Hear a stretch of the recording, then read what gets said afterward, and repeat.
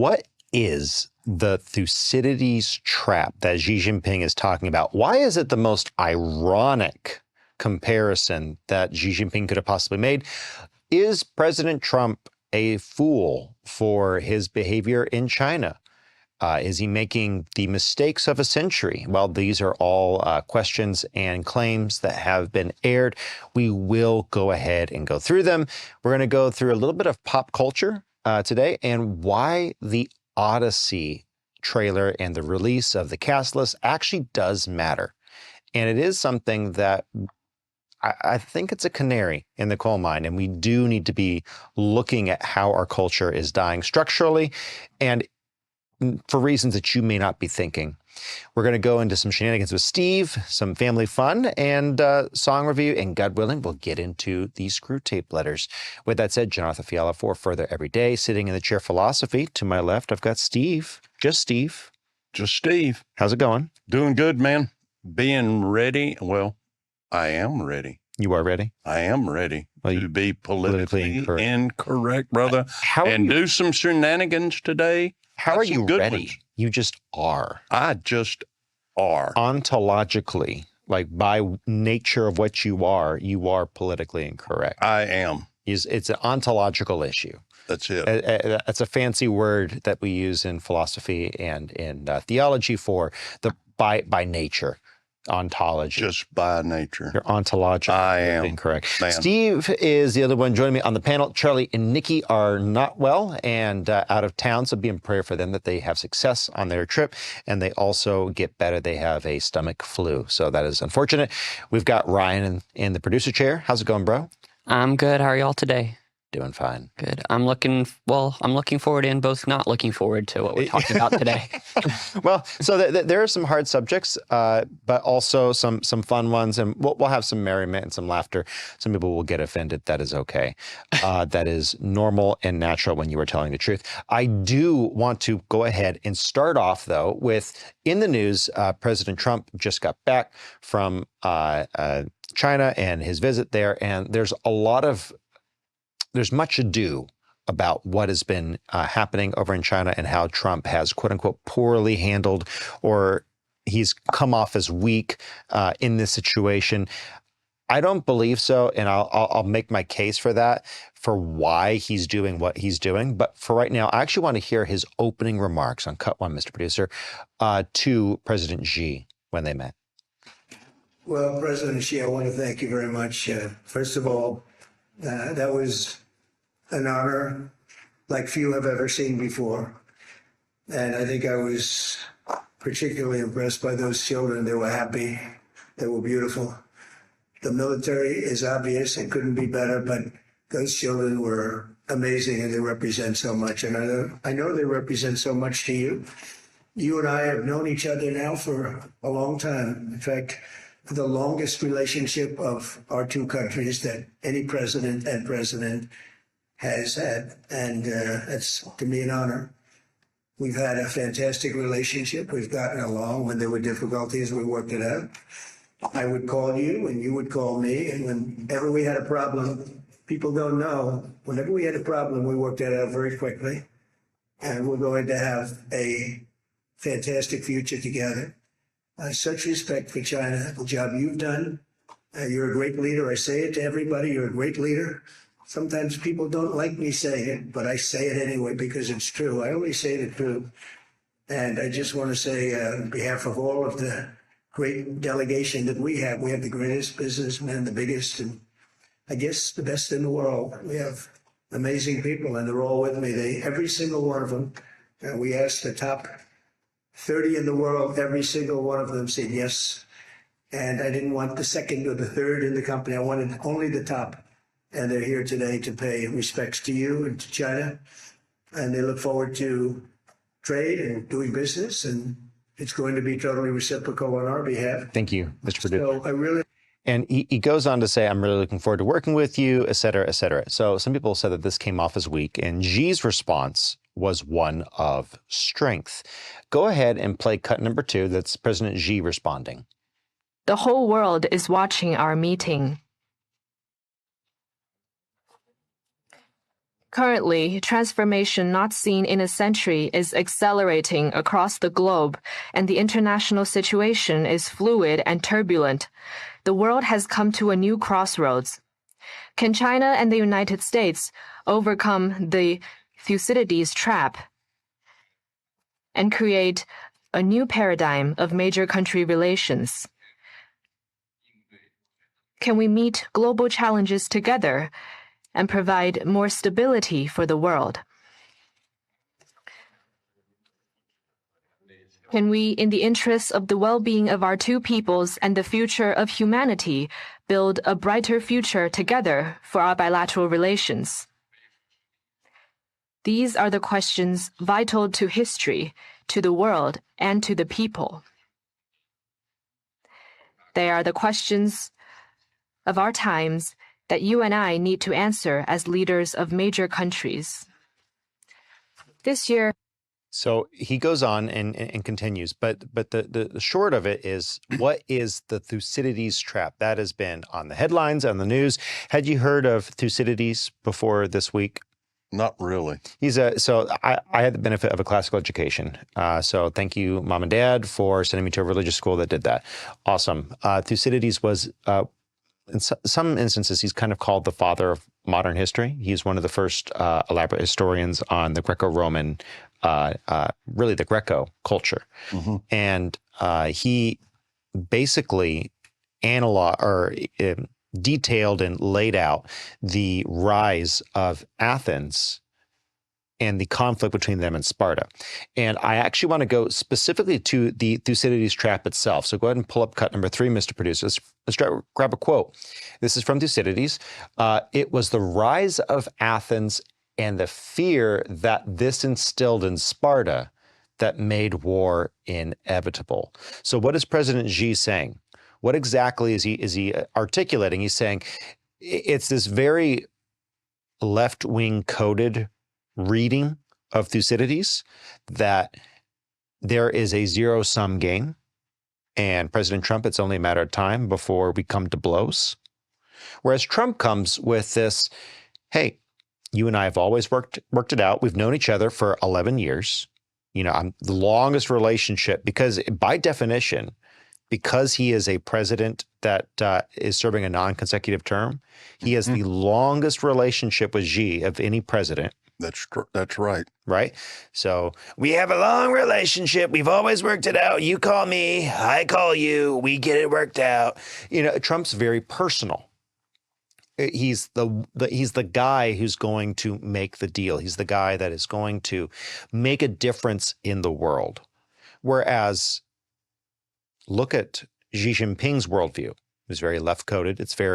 There are certain things that will not change. We saw the lust for power and the lust for wealth accrual in the world basically topple the relations between Athens and Sparta. And by the way, we'll talk about why that is so ironic that he chose the Thucydides trap as his positioning, because it's not as great of a position as Xi might think it is. Yeah, Xi's position is like, it's my way or the firing squad.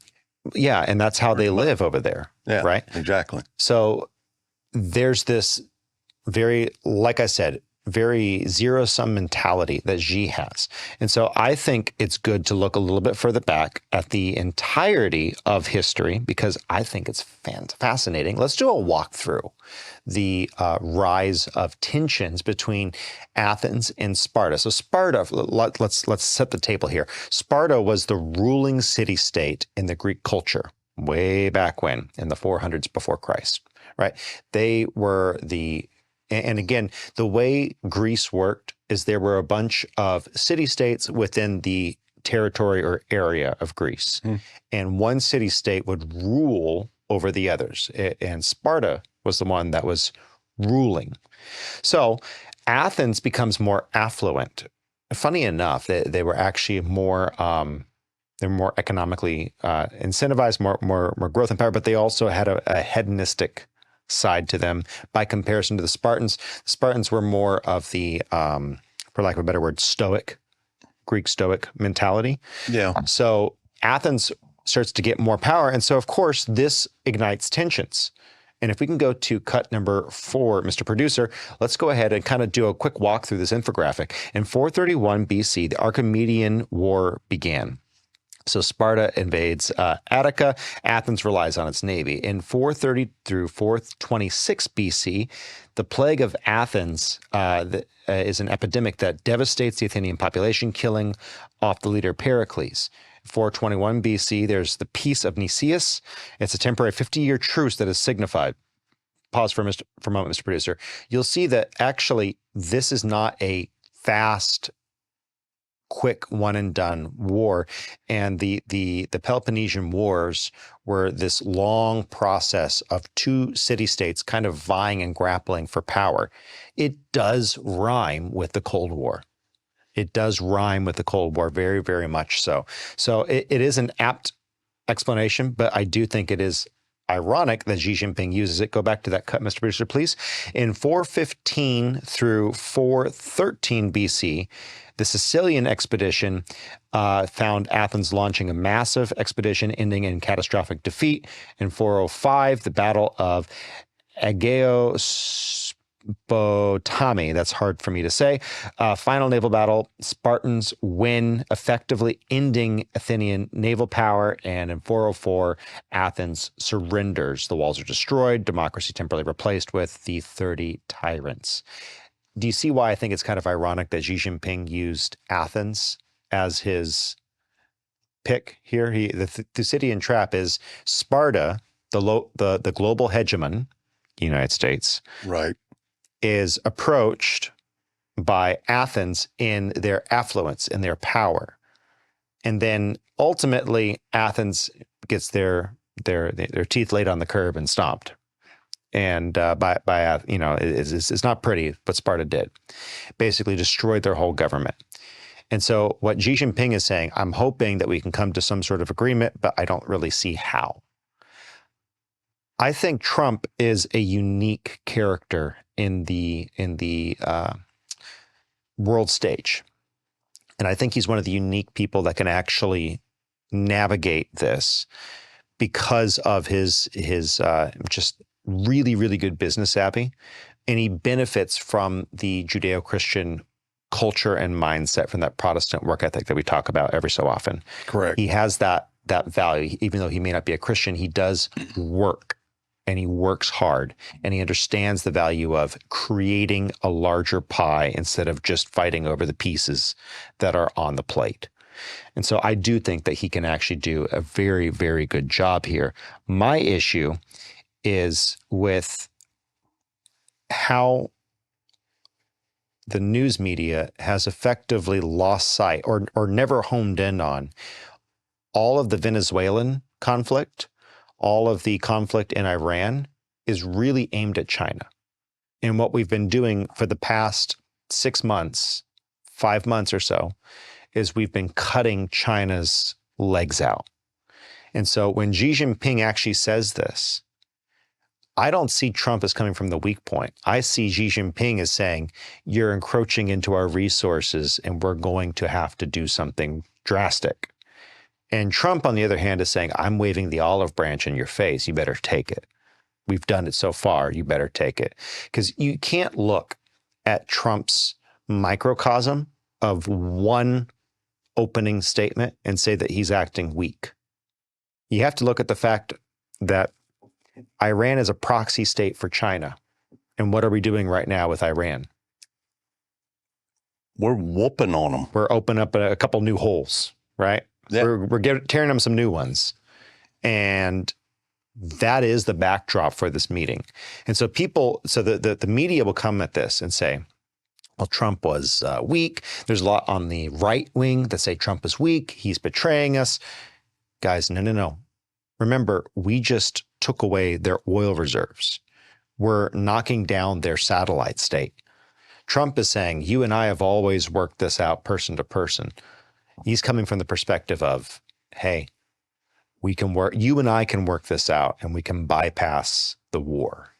Right. We don't need this country between us.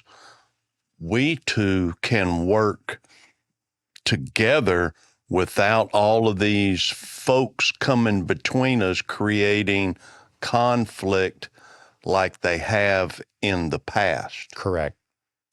We don't need all of this grit and grime in the grease. We can kick it out and just grease the wheels between us. Trump is very, very much about solving it at the dictator, president, chairman level. He does not want to do it with soldiers on the ground. So I think it's a very, very positive outlook. Now, some of these clips I think were very, very much talked about in the news and the media. I want to go ahead and go to the next cut, Mr. Producer. This one raised some hackles. Let's go ahead and break it down. In the United States, and that's he talked about attacks that we did in China. You know, what they do, we do too. It's like the spying. They're talking about, oh, it's spying against the world. It's spying. We do it too. No, I'm talking about spying. I think the question was asked to me yesterday, I guess. What about the fact that China's spying in the United States? Well, one of those things is we spy like hell on them too. So what about the fact that China is putting in the U.S. infrastructure code that they could use if it's oversight or something? We actually don't know that. I don't like to see it, but it's very possible that they do. And we're doing things to them. I don't. That's up to you that you don't know about it. You're doing things to us that we probably do know about. But we do plenty. It's a double edged. So there are a lot of people who said, hey, Trump is giving away the farm. He's telling them too much. And that one piece, I don't know if you caught it, Steve. He said something really interesting when the reporter asked. He said, so what about the malicious code that's embedded into the American infrastructure's firmware and software that we're importing from China? What does Trump say? Well, you don't know that. That's a really interesting thing to say, because that means, I'm sorry, you kind of have to read between the lines with the president. He's like, you're not privileged to that information, but yeah, we're working on it. Right. So I hope one of the things that he promised to do in his first term, and I think we should hold him accountable to this and hold Senate and Congress, because the president can only do so much. I hope that they harden our infrastructure and they lock it down, because one of the guys who we actually had on the podcast, Clint, used to work for an electrical company. And he would say this. He said, we would have transformers that were 40 years old before they failed, and then we would replace them with Chinese transformers. Right. And they would fail in 12 to 18 months. He says, right now we are replacing transformers at a massive rate because we're buying these Chinese-made transformers. And they don't last. And we don't have the infrastructure to make them anymore here. So why is Trump playing? Because Trump has a huge dumpster fire that was handed to him by the previous administrations, the previous decades of bad decisions with China.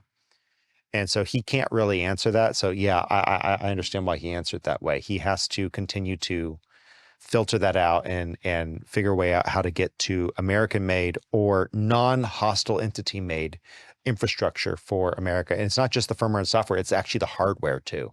Yeah, there's been a lot of things that have been manufactured in America that deal with American security for our country that have been turned over to the manufacturer of China, which creates a problem here.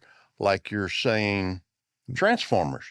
That is part of American security. National security. It needs to be treated as such. We don't have electricity. We got problems in this country. Big time. Correct. And we've been talking about hardening the grid for decades. Right. At this point, we need to harden it against EMP attacks, against solar flares, against cosmic bombardment. There are a number of different things that could happen. Some of them not even man-made. That frankly, we really ought to go ahead and sort. Otherwise, we are in trouble. So I do hope I do hope that we get the grid hardened and we get that sorted. By the way, dear man, absolutely glad you were able to get your answers to the canonization of scripture that we talked about last week. If you're one of our regular listeners, hundreds of thousands of downloads on the audio, anywhere you can find at Further Every Day, any podcast host you like. Thank you so much for those. YouTube, Rumble, you can find us there. Thank you guys for being there. You can, however, enter the live chat 1 to 3 p.m. Central Standard Time, God's time zone, on Sunday, God's day. So just answering a couple of chats here. Yes, Dearman, thank you. Glad that we could do that. Good vibes. I see you there. Glad that you are enjoying the show. And yes, a child of the highest king. We gotta harden the grid. I agree. That is the biggest issue, I think, that has gone unspoken of in this administration. It was a big priority last administration, and it just didn't get done, I think, largely due to COVID. So I think that that's important. Trump effectively is noting that, hey, we're aware of China. We told China that we're aware of what you're doing, and just let you know we're doing the same to you. That is not a sign of weakness. I don't think that was a failure on the president's part. I think, frankly, he did a pretty good job with that. Now, next cut, this is really where it gets down to where with Shepard Smith, I believe his name is, the Fox News correspondent. He does an interview post trip to China, and I think that this is very valuable. Go ahead and throw up that cut, Mr. Producer, please. But it has always been the most important issue. And it's not a takeover. They just don't want to see this place, we'll call it a place because nobody knows how to define it, but they don't want to see it go independent. They don't want to do it. And I think they probably would do something pretty harsh, and then they would be met harshly, and bad things will happen. So, no, it's not that. We talked, by the way, last night, we talked the whole night about that issue. I know more about Taiwan right now than I know about almost any country that dominated the talk. It's always been his most important thing from the day I knew him years ago. I don't know, 11 years, 12 years. It's always been the biggest thing for Taiwan. Now, with me, I don't think they'll do anything when I'm here. When I'm not here, I think they might, to be honest with you. So I'm not sure that they do anything if it remained as is. But they have somebody there now that wants to go independent. Well, it's a risky thing. When you go independent, they're going independent because they want to get into a war and they figure they have the United States behind them. I'd like to see it stay the way it is. And I'll tell you something. I'll make a little news. I'd like to see everybody making chips over in Taiwan come into America because, to be honest with you, I think it's the greatest thing you can do. So is Trump hanging Taiwan out to dry? I don't think so. I think right now he's projecting strength in options. He's saying there are options. There's a version of this where maybe you do get what you want, Xi. However, if you don't, if you act harshly, you'll be harshly acted upon. He's doing his thing. Let the guy with a great track record cook. Like if you walk into a Michelin 5-star chef's kitchen and you stick your finger in the bread pudding before it's done and say, ew, it tastes raw. Whose fault is that? It's not the Michelin 5-star chefs. Okay. No. It's your fault. You're sticking your finger in and then you're saying you don't like the taste. It's like, yeah, it tastes like raw eggs because it wasn't cooked yet, you dummy. Let's hold the president to account, but let's also let the guy maneuver a little bit. He needs to be able to maneuver. I think that is a sad thing that so many conservatives are quick to pile on. I think he's doing a good job. This is President Trump's tweet or truth, rather, that he recently put out. Go ahead. When President Xi very elegantly referred to the United States as perhaps a declining nation, he was referring to the tremendous damage we suffered during the 4 years of Sleepy Joe Biden and the Biden administration. And on that score was 100% correct. I'm going to come on down to the bottom. President Xi congratulated me on so many tremendous successes in a short period of time. There are folks who are saying, oh no, Trump is out of touch. He doesn't know that Xi Jinping is mocking him. Look, maybe Xi Jinping is mocking him. That's possible. It doesn't mean that Trump is out of touch, that he doesn't know. I'd say that there's a lot of people who like to say a lot of things and they have very little info. So I think it's an unfortunate state of affairs that in the podcast world and segment we have this incentive, this perverse incentive to have an opinion before enough information is out. And so I'm going to say let the president cook. He could be making a huge mistake. I don't think so, though. I think the guy is just maneuvering and negotiating. You remember 2017 when President Trump was debating stuff with Rocket Man, and everyone thought he was insane. Uh-huh. You know what? That turned out fine. Remember when all those rockets were getting like blowing up? Well, Kim Jong-un was actually sending rockets into the Pacific. It was a major form of sending ICBMs into the Pacific Ocean. It was a major form of saber rattling. So I think as part of a good apologetic, a good understanding of why we can still support the president, A, he's not our pastor. B, he's actually doing a really good job. So He is. maybe we can just He's let doing him a really good job. let the man cook and stop saying the raw eggs taste like raw eggs. Yes, they're not cooked yet. Here's some politically incorrect information. Just gonna kind of throw it out there. Yeah. Poke Champ says I like turtles. You I like turtles too, but I like them in a sauce piquant. Hey, I've never had turtle. It's excellent. I've raised a lot of turtles. They were pets, but I wouldn't be opposed to They're cooking one. excellent. Yeah, It's really good. excellent. And Man, it's good stuff. let's go on to a subject that Mr. Producer's going to like. He's giving me this look like I have betrayed him with that joke. So let us know in the comment section if there's anything you'd like us to cover today. But we are going to be talking about something Mr. Producer was really looking forward to, the Odyssey. And so if you haven't seen the trailer already, I'm going to go ahead and throw up the trailer. Mr. Producer, go ahead and play it. Oh, but before we do, this is part of the Gender Wars. Yep. Oh, Now, on the issue of gender wars, why are we talking about the Odyssey? Why does it matter? Well, I'm not going to talk about the casting of Helen of Detroit. I don't think we need to get too far into a black woman being cast as a white woman. Enough has been said about that. Yeah. Helen of Troy was not black. Fair-skinned, fair-haired, literally what Homer wrote about Helen of Troy. And so not black. nope. Do I care all that much on its face? No. On its substance, yes. Neither was Snow White. Snow White was definitely not a Latina. Nope. Fairest of them all means the whitest. Who's the whitest of them all? The fairest of them all. So not that white is inherently a virtue, but it means it's like this is a porcelain-skinned woman.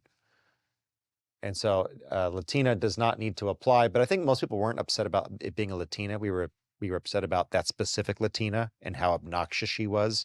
She was Her disdain for the original. her disdain for Disney and for being a Disney princess. If I have to wear a dress, I need like triple pay. It's like, what kind of idiot are you? Exactly. You're an actress and shut up and dribble. Like just act and don't be so utterly disgusting. Anyway, all that to be said, Hollywood's fun, isn't it? yeah. So all that to be said, what is our issue with Odyssey? Well, let's go ahead and play the trailer. We've got a few issues. Watch along with us.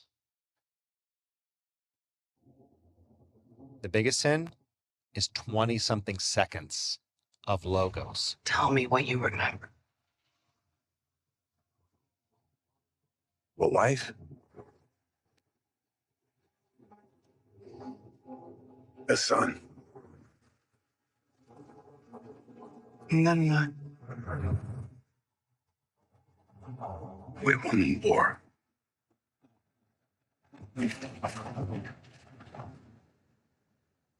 Help me go home.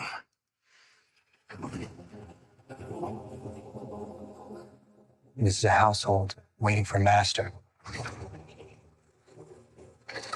I want you to choose me. Ithaca's king is coming back. No, he's not. Here's the dialogue. What would he do if he came back here and find all these suitors in his house? They're pining for a daddy. You didn't even know. Like some sniveling bastard. Daddy, who's looking after your wife and son? Do you see? My dad is coming home. Bringing advantages. Bringing it all. Let's go! Thank you, Mr. Producer. It's about all I can take. They go onto these giants that are weirdly clad. It looks goofy. If you've watched the trailer, you know what we're talking about. It goes on a little bit further for copyright reasons. We'll just cut it there. What I will say, let's go. Guys, that translation, that Emily Wilson translation, like, it is not a good translation.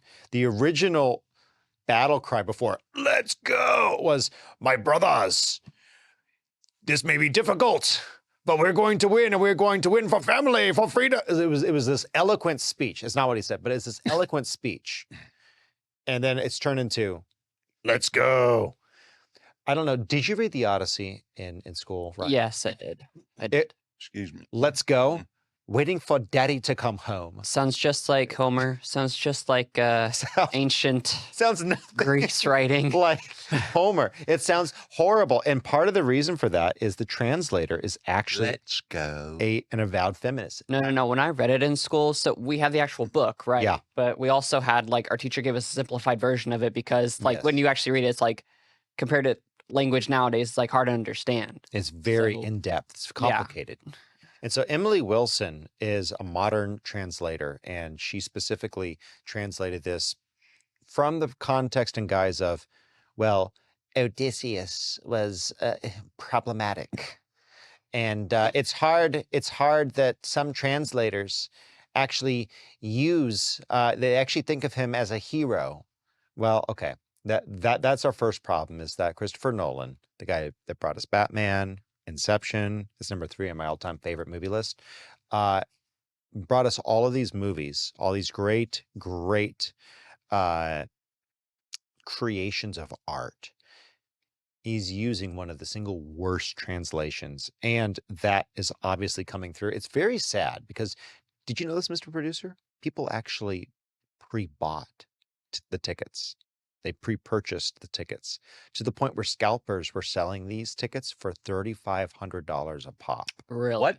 When this trailer came out, the Really? value went to nothing. Yeah. Yeah. People were excited. Were you excited about Rip this? off. This was my third most anticipated movie of the year.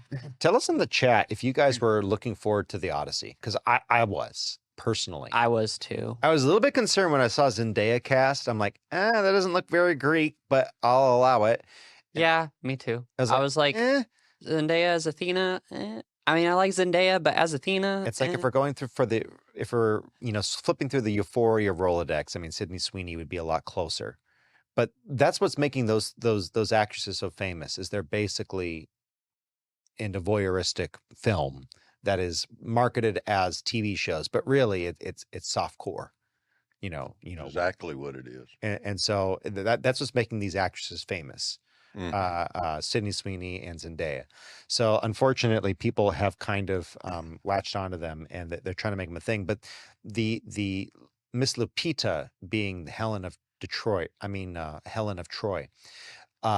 is Say that an again, odd choice. Helen of what? Detroit, Detroit. Okay. of Detroit, Yeah. of Fort Detroit. Of Detroit. I'm not going to go too deep into that because, frankly, that horse has been beaten. But the one that really raised hackles was the casting of Ellen Page. Now goes by the term Elliot Page. That Ellen. casting has raised a lot of question marks as Achilles. Now, to be clear, we don't know. That's confirmed. Is that confirmed, or is that supposedly it's firm. I'm hoping the Okay. public backlash against it pushes it out. I wish Paige no ill. And I'll say this.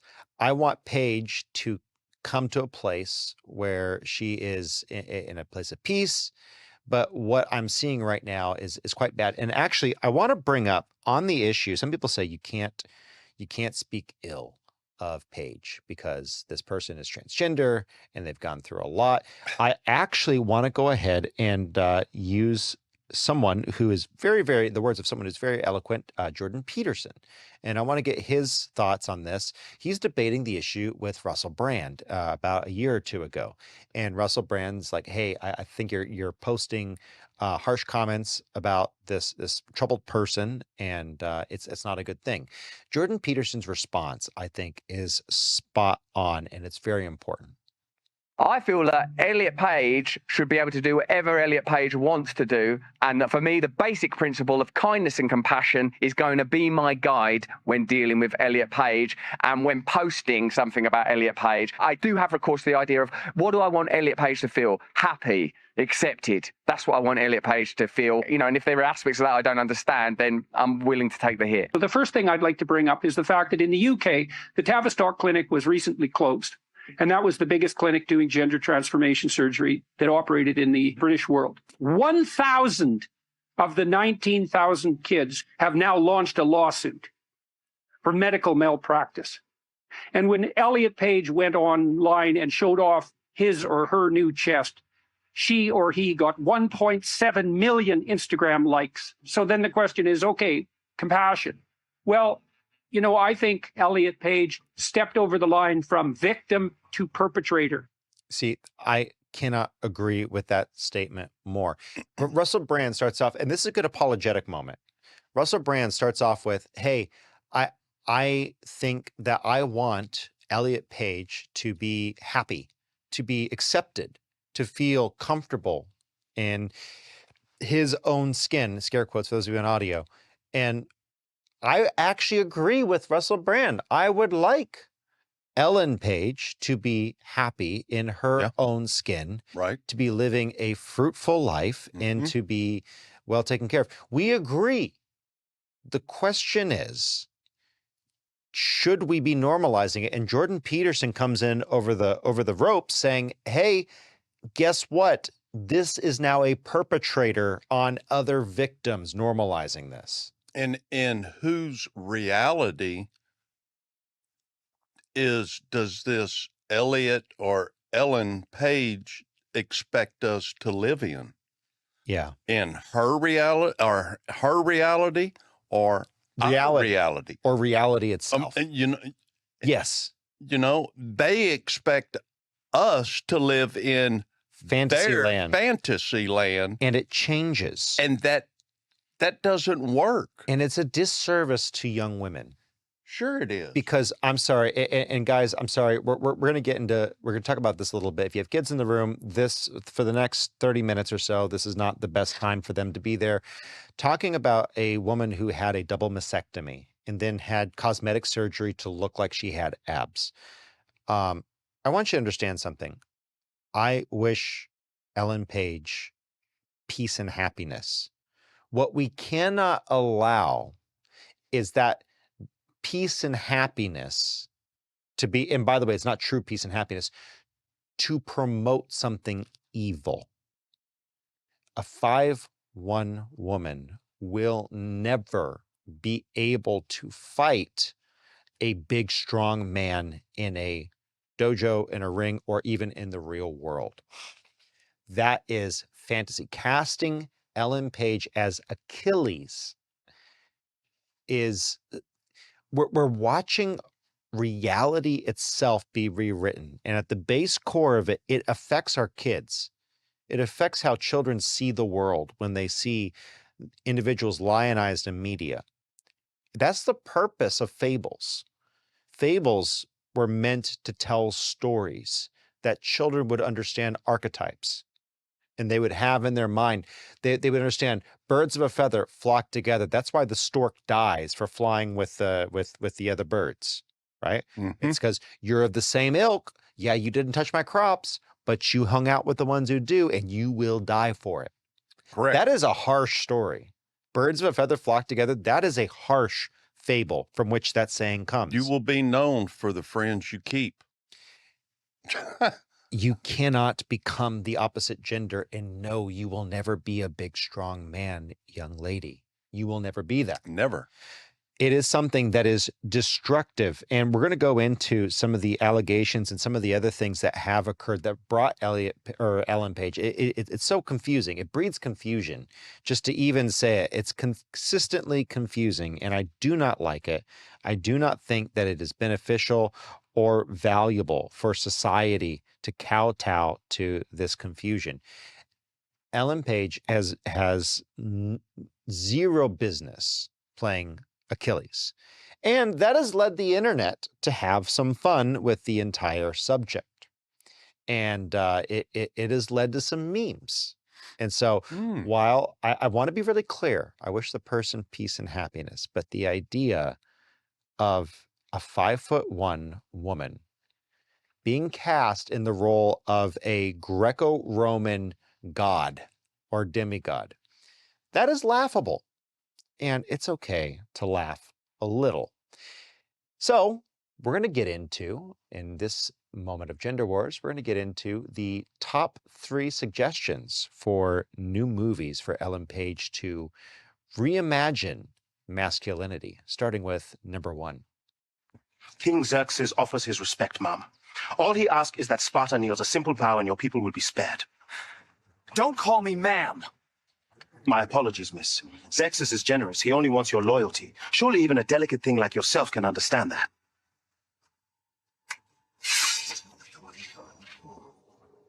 I said don't misgender me.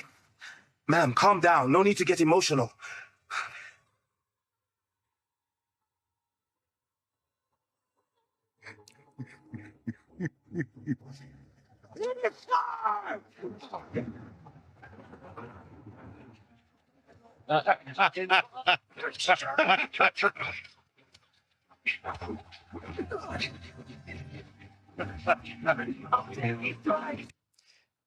I don't think Elliot Page would be a great actor for replacing in the 300, but that is the internet's request. So I wonder if we'll get it.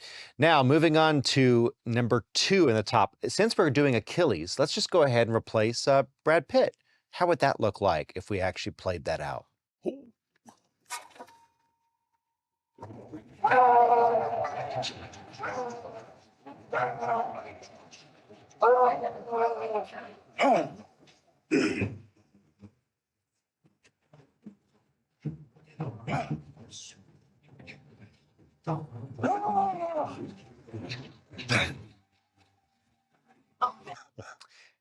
I think I'm detecting a general theme here. And by the way, this is from Dr. Clown PhD on X, link in the description on our channel. But let's see, do you think, Mr. Producer, well, what'd you think? What would you think about Ellen Page replacing Arnold Schwarzenegger? Let's see what that looks like. Do we have to? Yes, we must.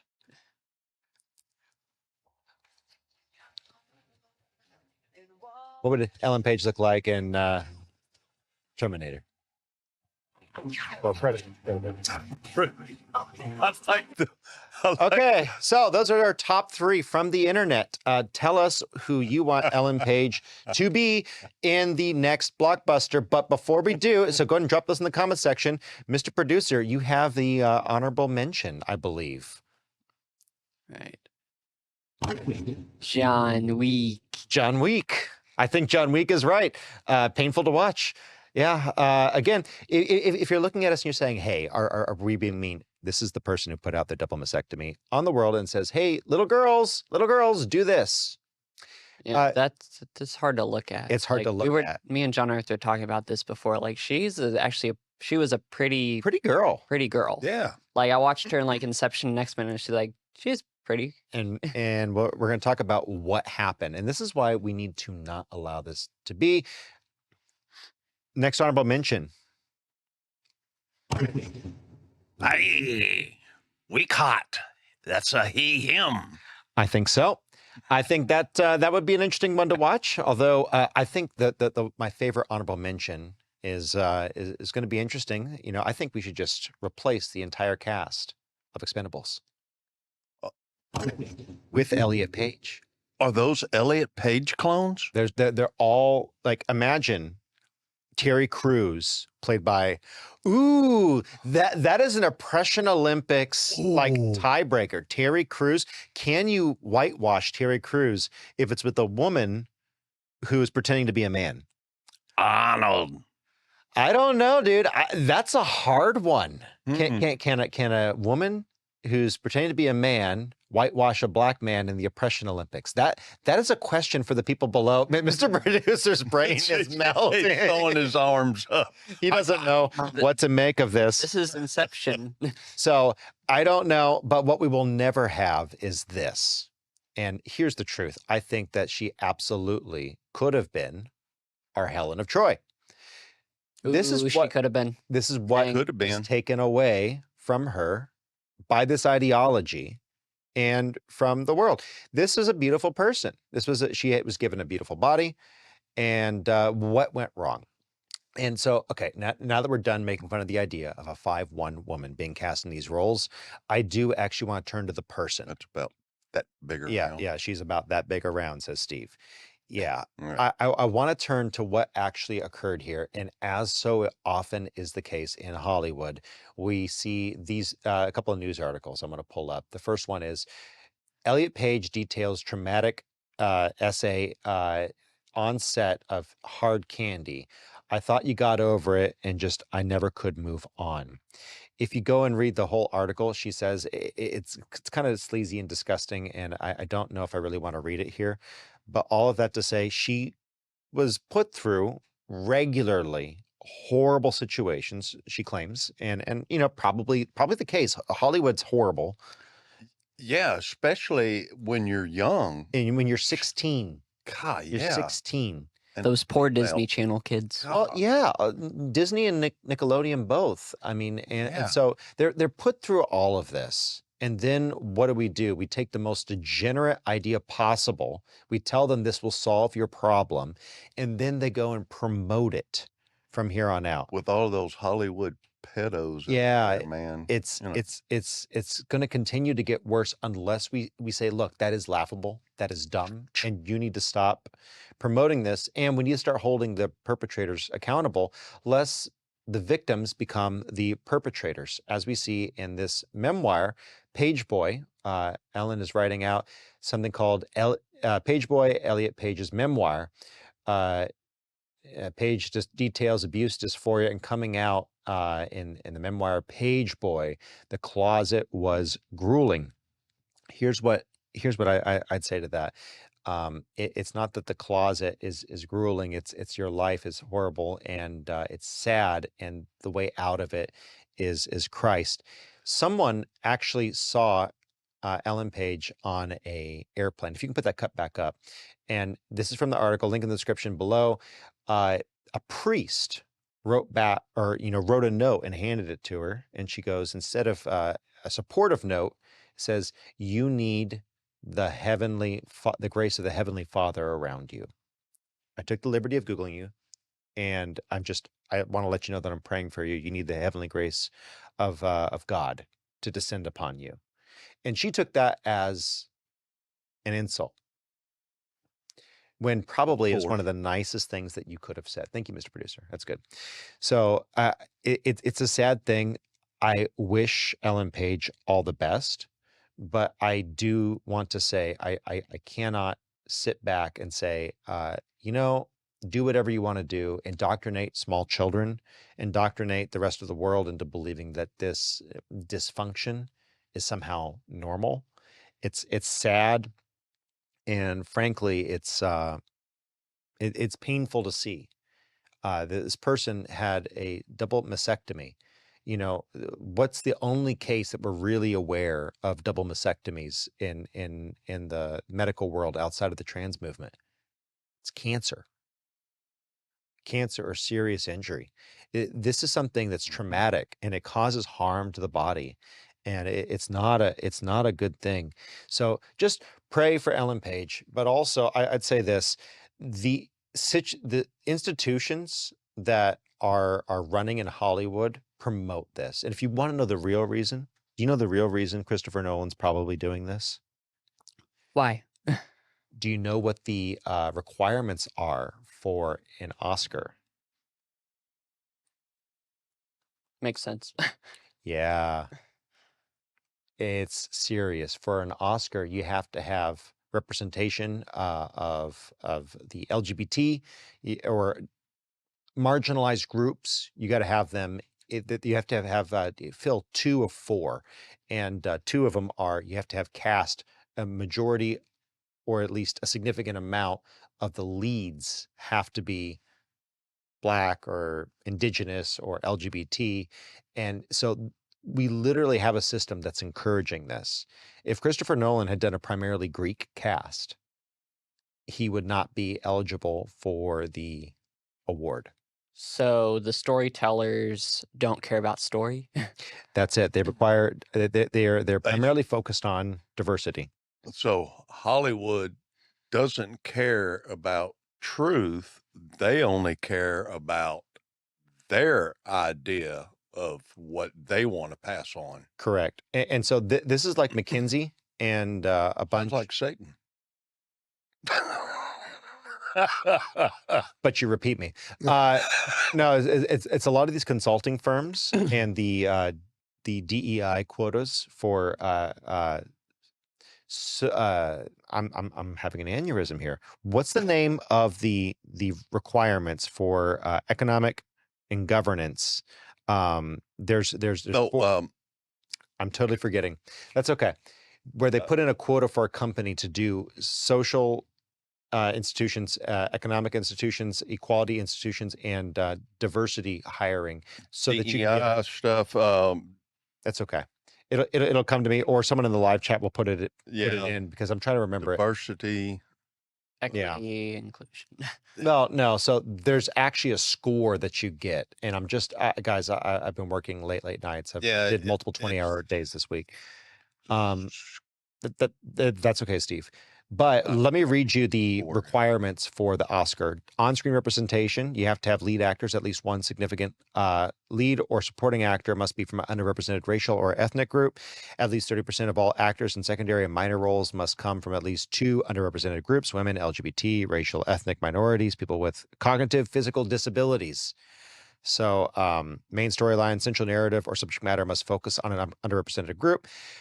2, creative leadership and crew behind the scenes, department heads, at least 2 department heads or positions, director, cinematographer, costume design must belong to an underrepresented group.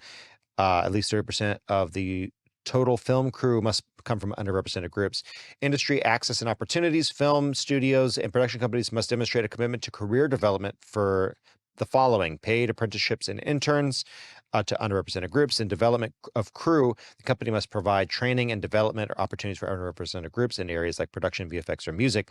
And of course, audience development. You has to be focused on 2 underrepresented groups as far as their marketing and publicity and distribution.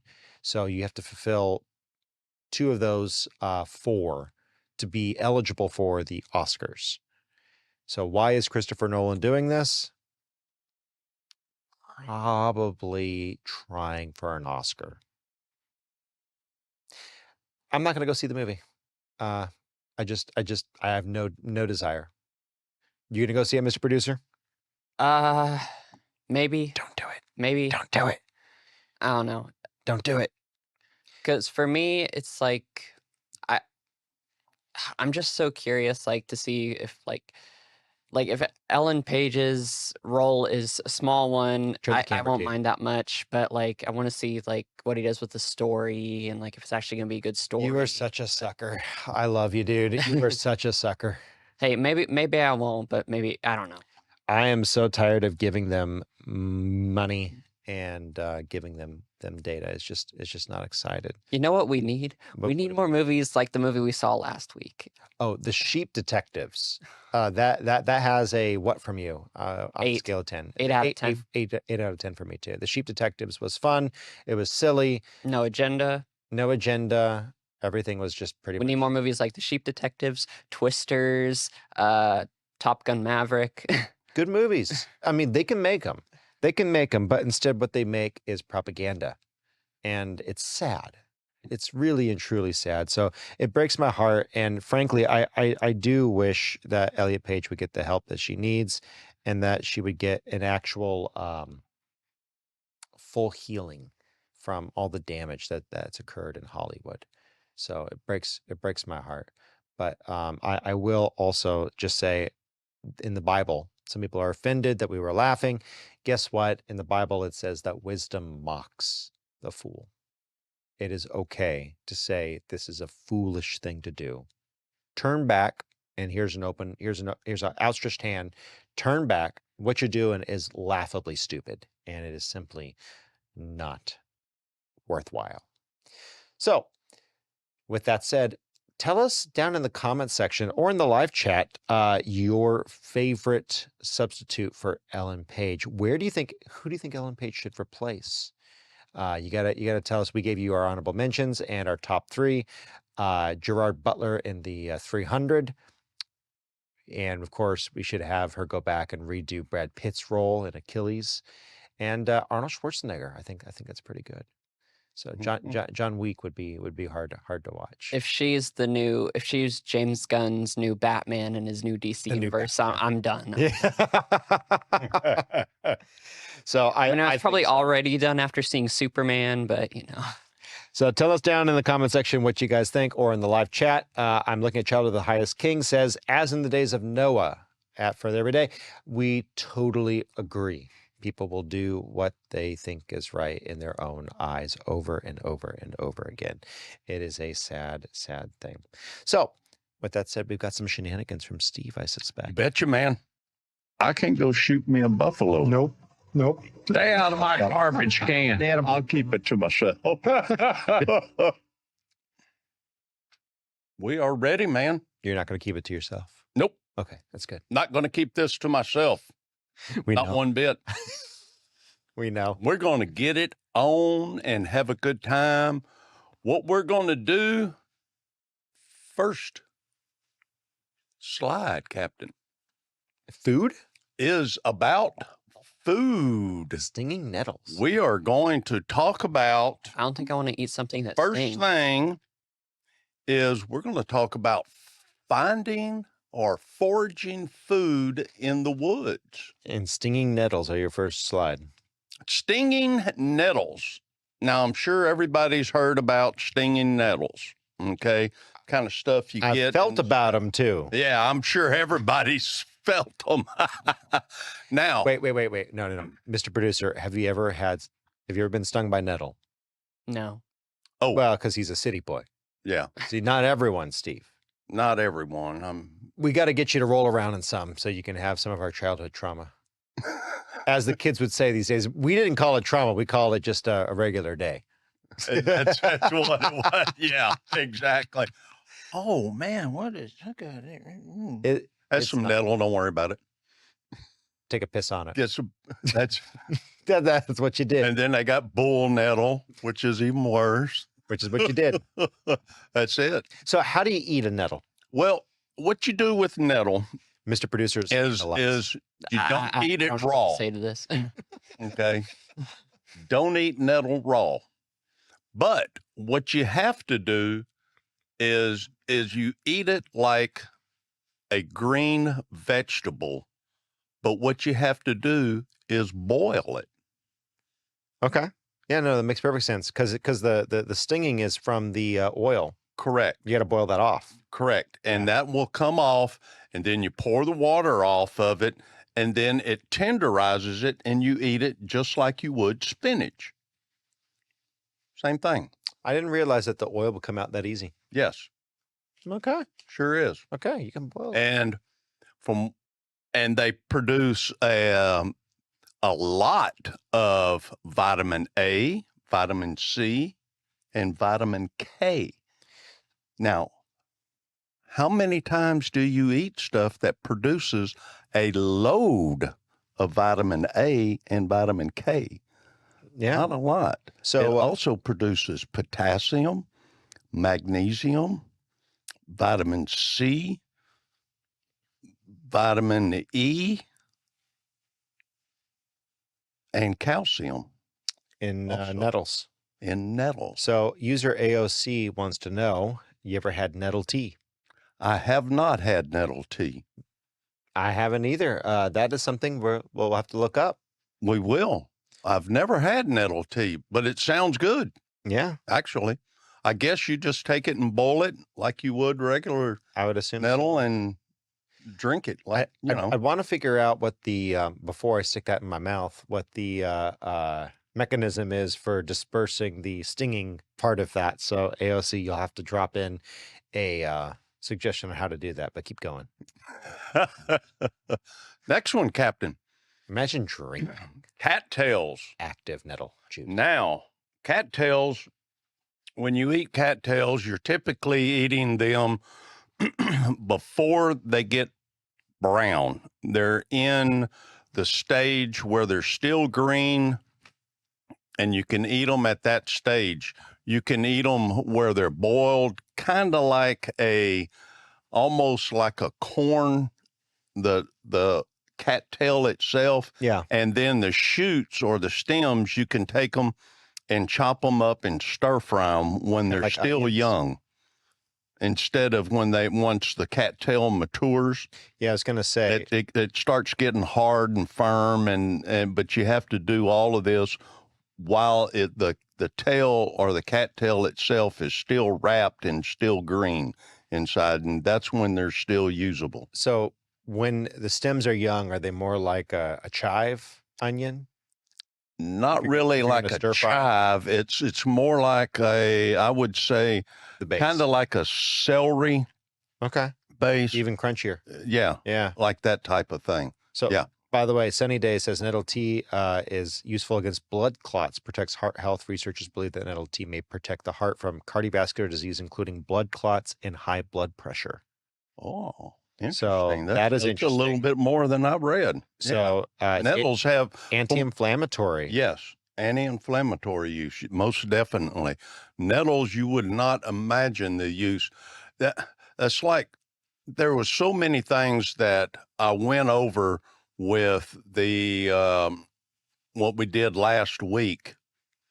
There's so many items that I could have gone over. I could have spent 2 hours going over medicinal herbs and stuff. It's just unreal the things that are in. That's always the issue is when you're preparing something like this, how much do you consolidate and distill, and then what do you put out there? You just pull out some and talk about them, so. Yeah. No, pull out some interesting ones that nettles, you see all the time. In cattails. So, but nettles and cattails, yes. So what do you do to the cattail itself?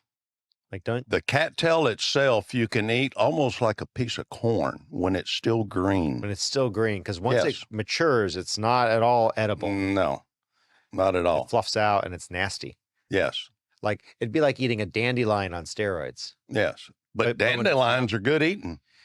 I just don't know. Actually, cattails would be. No, cattails dandelions would be. Okay, so you got to get them early. I got an interesting thing about dandelions. You got to get them early. Okay, got it. Because I was trying to figure out how on earth would you cook a matured cattail? You don't. Yeah, no. So it's only when it's young. Yep. Note that, Mr. Producer. Because if you eat it, you'll look like you ate a dandelion that exploded in your face, and it's just, and it'll be nasty. It's like eating a hairball. Right. So you want to do it when it's still green. You don't want to eat a hairball. Noted. Next cut. Leeks and ramps, also known as wild onion and wild garlic. I don't know if any of y'all have ever eaten wild onion or wild garlic. I've had wild onion. It is really good. I've cooked with wild onion and wild garlic before. When I have eaten wild game and have collected it and used it before. Oh, that's the way. Oh man, it is excellent eating stuff. Now, what's really good about these is the fact that it's best used when used with wild game because of the flavor of the wild onion and the garlic. Now, the garlic has a tendency to have more round type of stalks that grow up, and the leeks, which are the onions, have a flatter type of leaf, like the picture that we showed. Put that picture back up there, Ryan. And these right here are leeks, which are the wild onion that you can pull up, and it'll have the onion bulb, and then the ramps, which are the garlic, are the ones that have what you would think would be onion, which are round, and you would see like you would think they're like green onion. Yeah. But those are garlic. Yeah. And they have the little flowers on the end and the little bulbs that grow up and get the seeding on the top, and they look like just like garlic. So at some point we need to set something up where Steve can do tours, because eating and cooking with Steve out in the woods is a treat. He's really good at it. We're gonna had some good deer meat tacos, didn't we? Oh man, those. We're gonna drag Mr. Producer out sometime, and we'll have to do lost camera footage style documentation of Mr. Producer's virgin trip into the woods. Yeah, feed him some good food. Into the woods, you say? Feed him some good food, That's not an to some enjoyable good musical. food. Not some city food. Not Chick-fil-A food. Wait, what? No. Hey, Sunny Daisy. That's all I know. Says on the chat on PSB.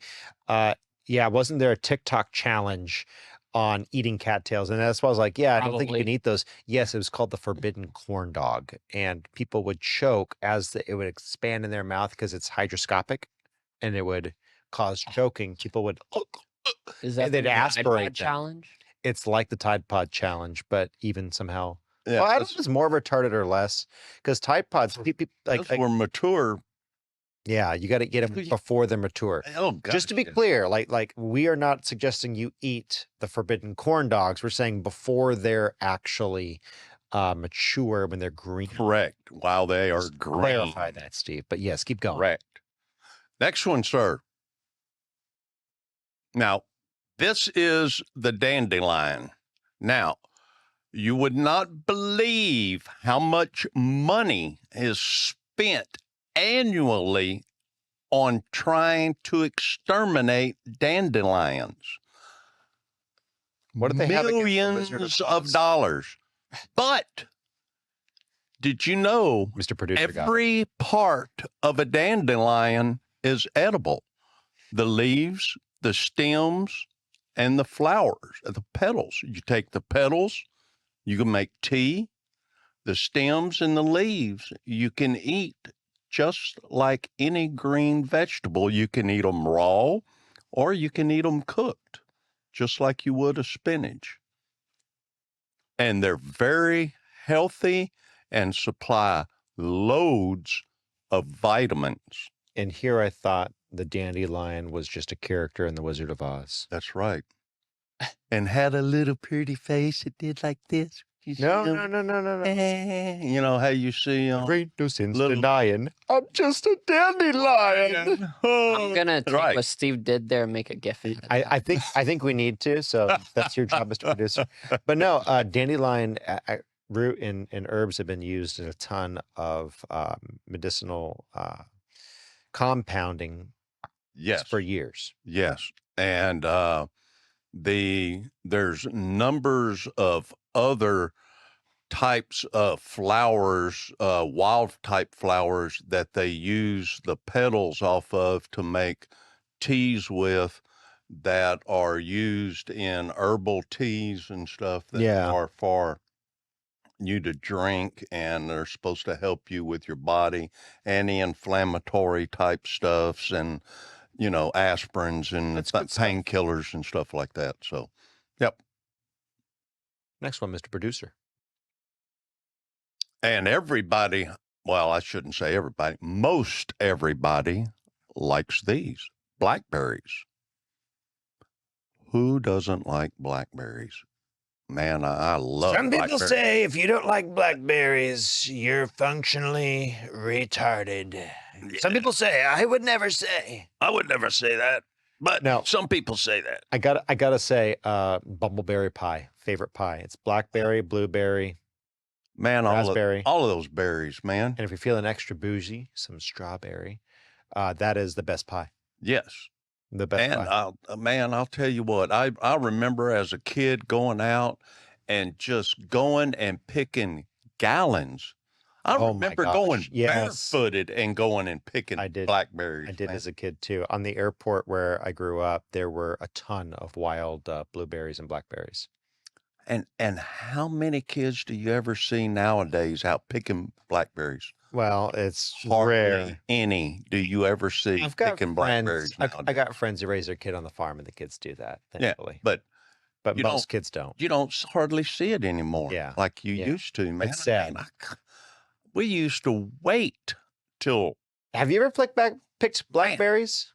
No. Have you ever blicked packberries? I am so tired. I've never plicked blackberry. I am barely awake. I am sorry. Continue on. What is the medicinal value of blackberries? They are a excellent food source, not so much as just medicinal, but an excellent food source. They supply loads of vitamins. They make excellent jelly, excellent pies. Oh yeah. And just great desserts. And they make, for those of you, so it's more they medicinal also in the make sense of wines. tasting good. Yep. Oh man, it's good eating. Just So good elderberry and elderberries. blackberry. Now we talked about elderberries last week as a medicinal thing. Yeah. But they're also just good to eat, period. Okay. Yeah. Yeah, absolutely. Next one, sir. Now, you've heard of plantains, okay? This is called a broadleaf plantain. It's a small plant. It doesn't have a broad taproot. It has many different little streamer roots that run off of it. All parts of this plant are edible.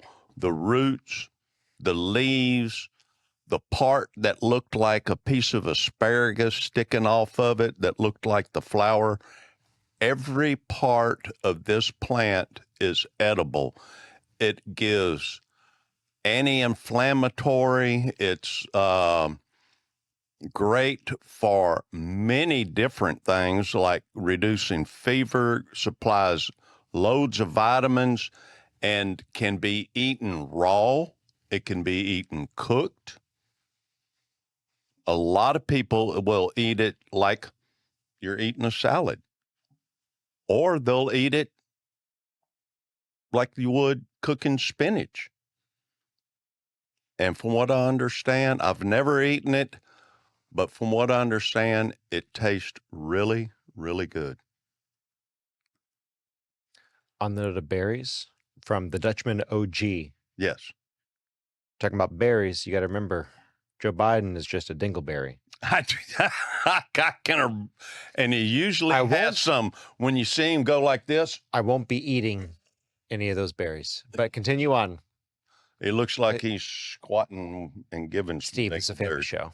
Continue on. Next one, and this one is one that is really good.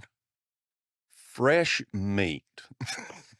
Hey, out in the woods, fresh meat, that is the best thing. This is one of the things that you can get when you're out foraging for food is fresh meat.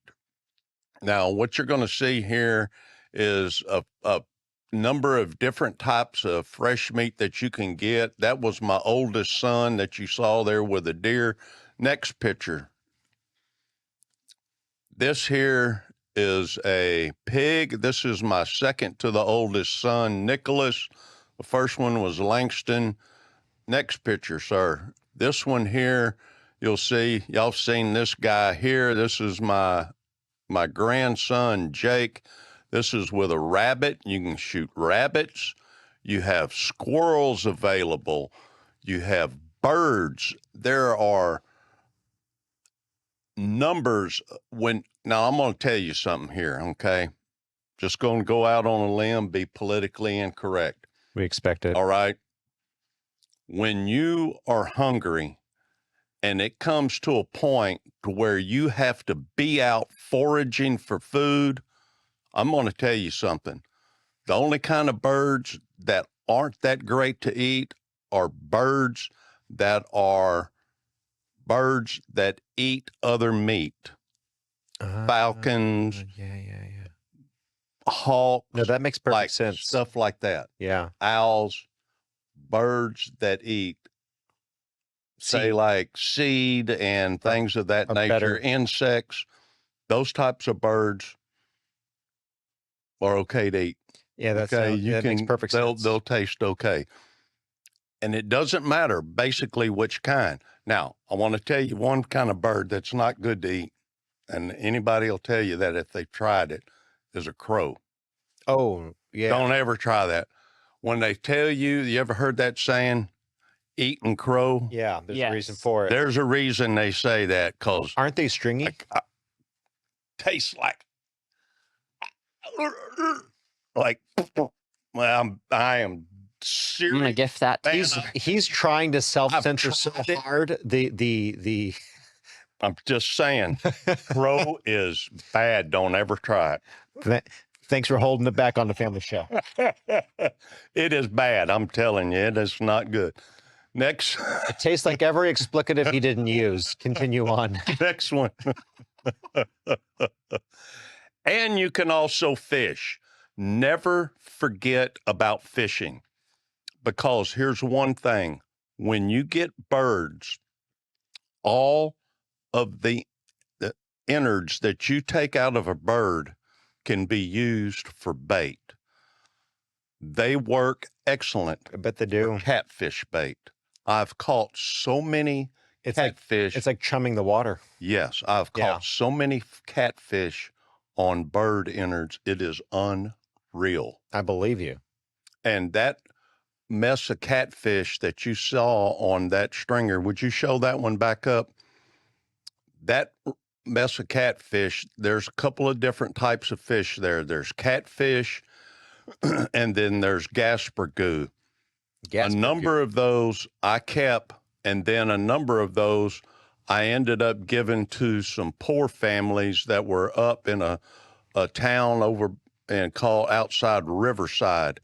There's some poor folks that live up around there by a friend of mine, and he and I both caught a big stringer of fish. And when we do that, there's some folks that we'll give fish to, or we'll give meat to whenever we get stuff, and we'll give them food and whatnot whenever we get extra and whatnot. Are you sure that's not a racial slur?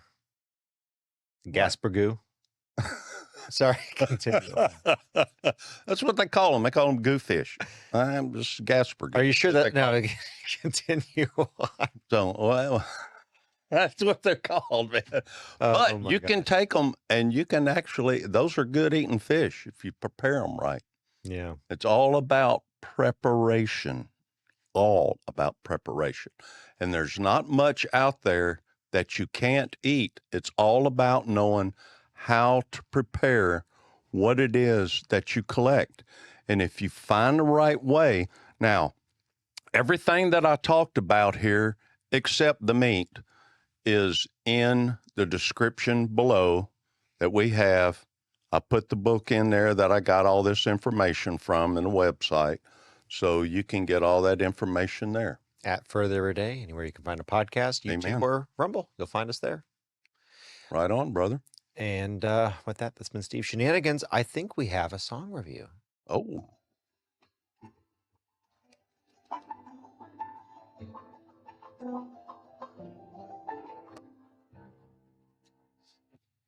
All right, time for my segment. And He got the transition. I did it. Yes. I'm learning. Anyway, real quick before we jump in, just real quick reminder why we do this segment.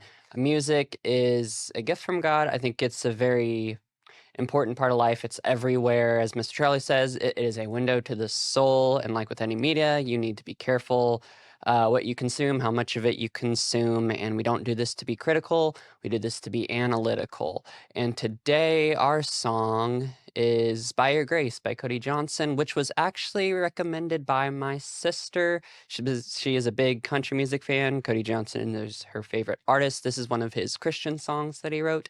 And also, if y'all have any suggestions for songs y'all want us to look at and give our thoughts on, please put it in the chat, and we will put that in our song review list and eventually look at it, give our thoughts.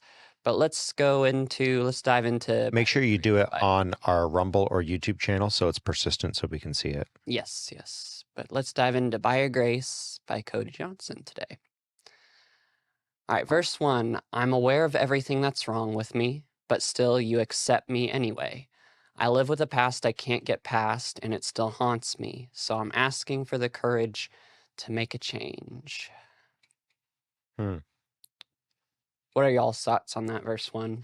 Well, so the first thing that pops out to me is I'm aware of everything that's wrong with me, but still you accept me anyway.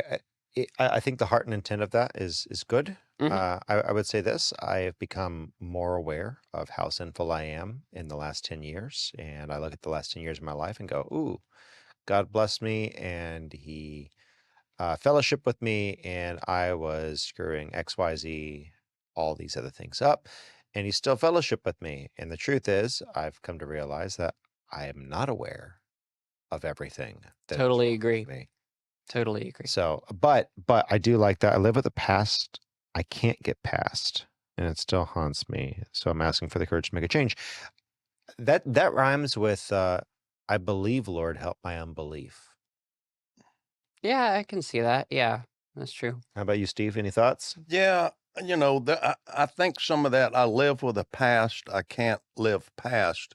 That's kind of like you've done some things that you find hard to forgive yourself for. Yeah. But you know that Jesus forgives you, but you find it so hard to forgive your own self for, and you just go, man, how can I be forgiven for something like this? And you just wonder. I've done a couple of things like that, and I in my past, because I wasn't saved till I was 48, and I did some things in my past that I'm not proud of, and I wonder the same thing. But and then I think, hey, how can I even question what Jesus does or has done for me? I can't question that. Yeah. It's natural, though. It's natural for someone to. Every Christian struggles with, I think so, their life before Christ, and it really ties into what my pastor was talking about today. He was talking about how Satan is the accuser of the brethren. That's what his name means. He brings he's like, God, don't you see like all the wrong they've done, how often they mess up, like what do you not see all how sinful these people are?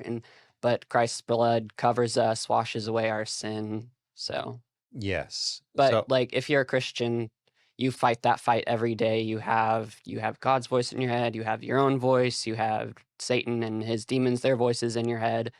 So Agreed. So liking it so far, keep rolling. yeah. Also, another thing, just real quick about that verse 1, you what was it? Let me bring it up again real quick. But still you accept me anyway. I'm aware of everything that's wrong with me.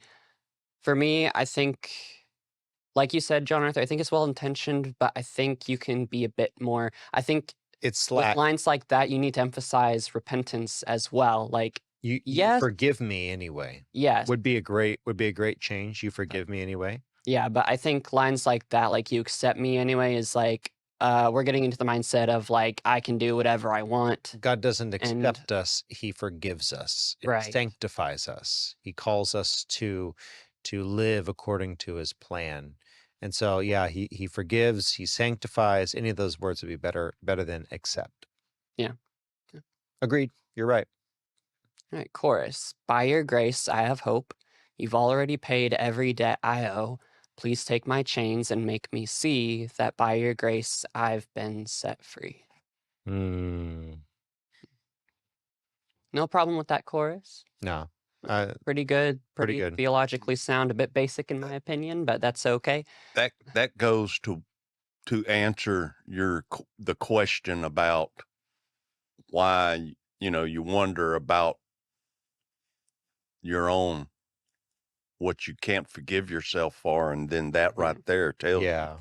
I love what my pastor says. Like, I owed a debt I could not pay, and he paid a debt he did not owe. you. Boy, you're not kidding. Yeah. Great chorus. Great chorus. All right. Verse 2. Teach me, Lord, to seek you day by day. Amen and amen. Let only you define just where I stand. Let me not take for granted all the depths of your forgiveness. Amen and amen. Because the only way I'm going to be a better man, and then it goes back into the chorus again, is by your grace, Thoughts on the second verse? Teach me, Lord, to seek you day to day. Let only you define where I stand. Let me not take for granted all the depths of your forgiveness, because the only way I'm going to be a better man. I don't have any thoughts on that other than it's really strong. It's something.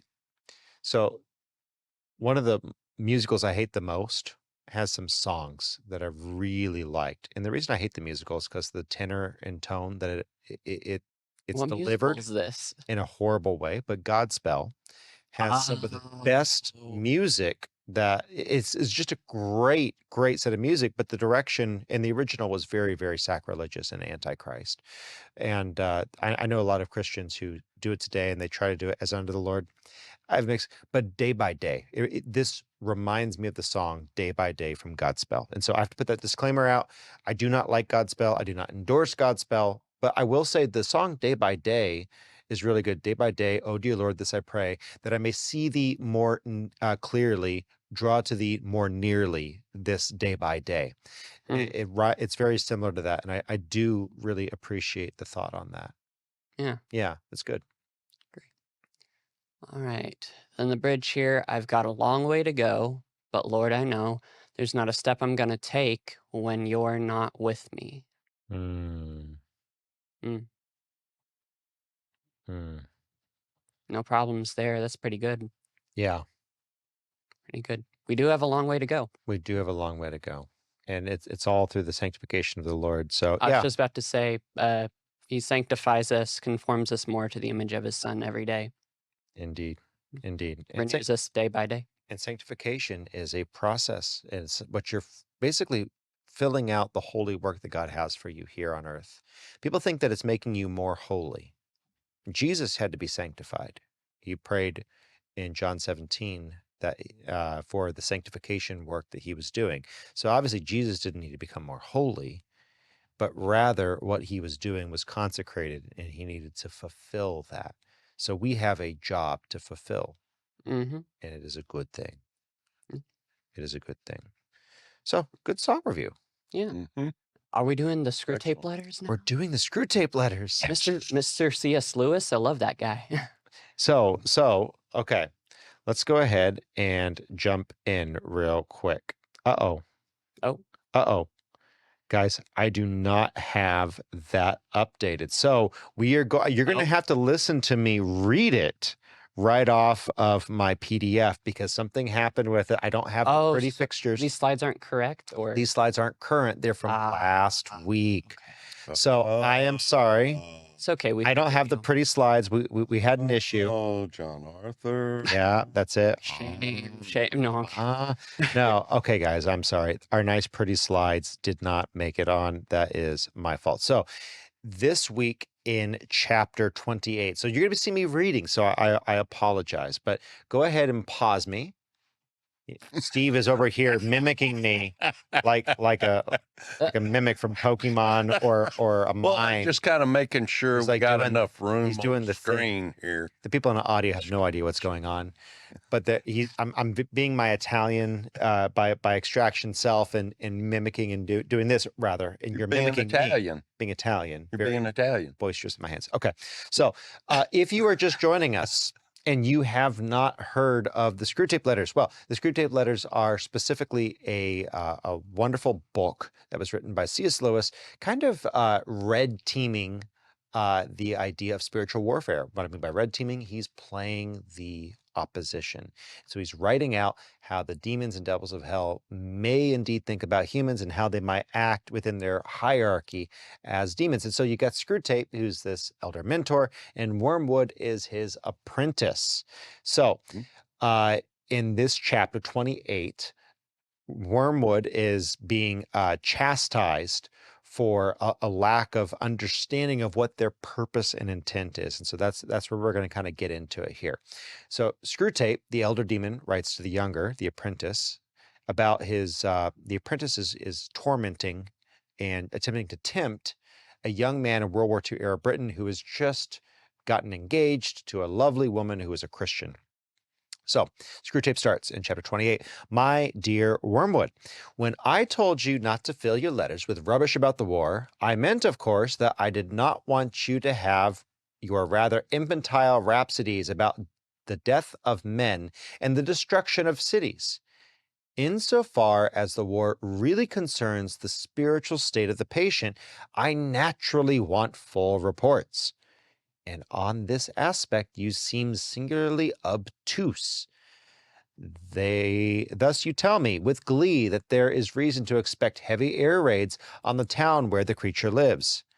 This is a crying example of something I have complained about already, your readiness to forget the main point in your immediate enjoyment of human suffering. Do you know that bombs kill men? Or do you not realize that the patient's death at this moment is precisely what we want to avoid? He has escaped the worldly friends with whom you have tried to entangle him. He has fallen in love with a very Christian woman and is temporarily immune from your attacks on his chastity and the various methods of corrupting his spiritual life, which we have been trying so far, are unsuccessful. At the present moment, as the full impact of the war draws nearer and his worldly hopes take a proportionately lower place in his mind, full of his defense work, full of the girl, forced to attend to his neighbors more than he has ever done before, and liking it more than he expected, taken out of himself, as the humans say, and daily increasing in conscious dependence on the enemy, he will almost certainly be lost to us if he is killed tonight. What is Lewis attempting to articulate here, Ryan? It's an interesting fact and facet of human nature, is it not? When we're comfortable, we are complacent. There are no atheists in foxholes. It is a serious, serious issue for the demons and devils of hell when we are busy spiritually, when we are out of ourselves. We're not focused on, dare I say it, my trauma, my experience, my this. When you're focused on someone else, it's interesting. You become more like God, because God has condescended to be interested in man.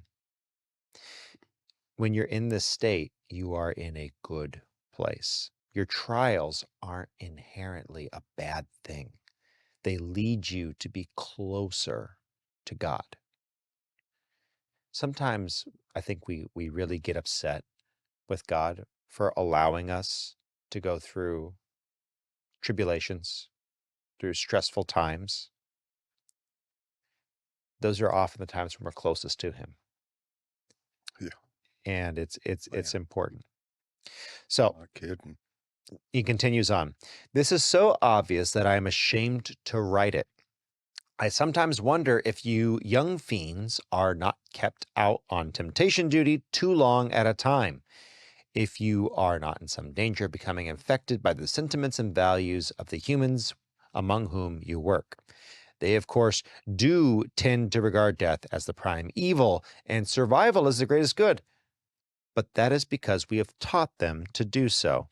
Man, if we really believe what we say we believe as Christians, if we really believe that, would we see death as such an enemy? There's a thought for you. If you really believe, I just attended the funeral for one of my best friend's mother. And this woman died of cancer. She tried some alternative treatments, ivermectin, what have you, but it was late, like really late. It had metastasized to many parts of her body, and she was long gone. She waited too long to go to the doctor. Debbie's with Christ. And this woman who worked her whole life to serve other people, she's with her Savior. Amen. It's not an evil thing. It is a good thing to be one with our Savior, to walk with him. There's a song called Maybe This is the End by Chris Renz. I'm a Christian artist, and there's one line in the song where he says, maybe this is the end, but the end is just another door. Indeed.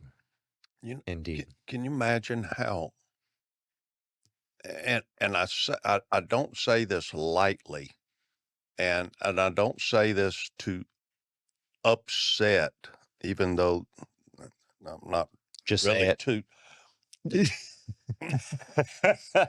You know, can you imagine just how glorious it's going to be to see the glory of God, to actually be able to be there and look upon God? It's indescribable. We'll be able to look upon him. Imagine that. That just blows my mind. Yes.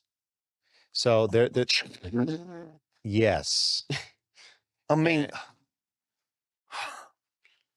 it's a wonderful thing. I'm thinking of a verse. I want to say it is from 1 John 3:2. Dear friends, we are now the children of God, and what we will be has not been yet made known. But we know that when Christ appears, we shall be like him, for we shall see him as he is. This is what Lewis is getting to, and this is where we really lose sight of the ball. Excuse me. We lose sight of the ball when it comes to what this world is and it is not. Death is not the end. And so it is very, very important to keep your eye on that. So Screwtape continues to his withering letter to Wormwood. Do not let us be infected by our own propaganda. I know it seems strange that your chief aim at the moment should be the very same thing for which your patient's lover and his mother are praying, namely his bodily safety. But so it is. You should be guarding him like the apple of your eye. These are the demons talking.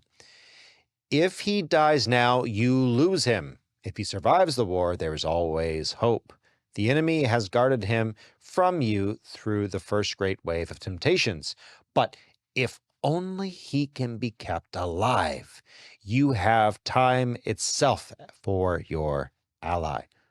The long, dull, monotonous years of middle-aged prosperity or middle-aged adversity are excellent campaigning weather. You see, it is so hard for these creatures to persevere. The routine of adversity, the gradual decay of youthful loves and youthful hopes, the quiet despair, hardly felt as pain of ever oncoming, the chronic temptations with which we have again and again defeated them, the drabness which we create in their lives, and the inarticulate resentment with which we teach them to respond to it, all this provides admirable opportunities for wearing out the soul by attrition. If, on the other hand, the middle years prove prosperous, our proposition is even stronger. Prosperity knits a man to the world. He feels that he is finding his place in it, while really it is finding its place in him. His increasing reputation, his widening circle of acquaintances, his sense of importance, the growing pressure of absorbing an agreeable work, building up in him a sense of being really at home in earth, which is just what we want. You will notice that the young are generally less unwilling to die than the middle-aged and the old. What do I say over and over again, Mr. Producer? It is easier to die for Christ than it is to live for Christ. Because in living, what do you have to make? Sacrifices, decisions to sacrifice yourself. One sacrifice is easy. That is doable. That is something that is, I make a decision. 5 seconds later, who in here has been tempted? and they withstood the temptation. And then 5 minutes later, you gave in. Satan just turns around. Everyone in this room is raising their hand. Satan, you just turns you right around and you go and do it anyway. I shouldn't say that. I shouldn't look up that website. I should put down the freaking spoon. Oh, I did it. I walked away. I came back around and I made a glutton of myself 5 minutes later. Or a guy, I shouldn't have turned my head to look at that girl. That's it. And then a couple minutes later, you turn around and you look. Yep. That's a guy. Natural. That's natural, and that happens. Making a decision to live for Christ is an ongoing decision. It is part of your sanctification to live that out. You have to live it out. And it is so easy to get wrapped up in the cares of the world. And that is where prosperity in of itself, there's a story where a young man asks God, he says, God, I want you to give me patience. Then I will give you trials to endure and pain and suffering so that you can understand the value of time. God, I want you to make me fearless. Then I will give you monsters to slay and to overcome. God, I want to be a good man. Then I will give you opportunities where you must choose to give other people that which is yours or what you feel that you have a right to at your expense. But God, that does not seem like a good life. I want a good life. My child, you asked me for strength, perseverance, for character. These things do not come with a good life. They are what make a good man. That's something that I feel the Lord has been teaching me in the past couple of years, is that, like, when I pray for something like that, He's not just going to make you patient all of a sudden, like, just put that character quality in you all of a sudden. No, He's going to send trials and tests to train you. Can't put that in to you. Develop that character quality in you. Be careful. This is the one thing I found out when I first became a Christian was be careful what you pray for because you just may get it. Understand what you're asking for. Exactly. And it's a good thing. Big time. It's a good thing to ask for patience. Yes. Understand when trials come. That's what you prayed for. It's what you prayed for. And don't be foolish. And to learn to deal with it. Correct. Because patience comes with a lot of trials. Yep. And a lot of hardship. Yep. And that is part of a good person being formed, is you have to go through those struggles. Correct. So that's when Satan is at his strongest, is when you are the most prosperous, when you are enjoying the most, because when you're the most comfortable, it is easier to take your eyes off God. Now, God does give you nice things from time to time. Some people have nicer things than other people. I would be careful of being envious of that. Be envious of your relationship with Christ. What I mean by that is let nothing come between you and Christ. Screwtape continues. The truth is that the enemy, having oddly destined these mere animals to life in his own eternal world, has guarded them pretty effectively from the danger of feeling at home anywhere else. That is why we must often wish long life to our patients.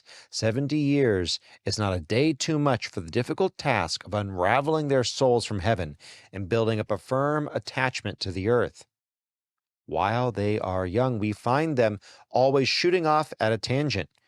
Even if we contrive to keep them ignorant of explicit religion, the incalculable winds of fantasy and music and poetry, the mere face of a girl, the song of a bird, or the sight of a horizon are always blowing our whole structure away. They will not apply themselves steadily to worldly advancement, prudent connections, and the policy of safety first. So to invenerate is their appetite for heaven, that our best method at this stage of attaching them to this earth is to make them believe that earth can be turned into heaven at some future date by politics or eugenics or science or psychology or whatnot. Real worldliness is a work of time, assisted, of course, by pride, for which we teach them to describe the creeping death as good sense or maturity or experience. Experience, in the peculiar sense we teach them to give it, is, by the by, the most useful word. A great human philosopher nearly let out our secret when he said that where virtue is concerned, experience is the mother of illusion. But thanks to a change in fashion and also, of course, to the historical point of view, we have largely rendered his book innocuous. When you realize that pride, the ultimate original sin, the original sin, and ultimately every sin is built on pride, was I want to decide what is right and what is wrong. I want to choose how I will live morally. It's the original sin. The sin of pride is one of the greatest tools in the arsenal of our enemy. And really, the demons and devils of hell do not need to equip that tool against us. We do so quite aptly ourselves. We're very good at it as humans. Oh, man, they can ride that bus of pride, man, around the world constantly, man. They get on it and just, yeehaw, yeehaw. I am so confused as what's happening, but yes, they can. They can. That sin of pride, they'll jump on that bandwagon and ride it like it's a roller coaster, man. At the root of every sin, Mr. Producer, what exists? 3 things. Pride. Pride. A lie. A lie. And an idol. An idol. Usually the idol of self. Almost always the idol of self. But you've exalted yourself in your arrogance and pride, and you have lied to yourself or someone else. Every time. Every sin, ultimately you'll find those things inextricably intertwined at the base of the sin. And so it is the most useful tool of the demons and devils of hell. Talking about idols, man,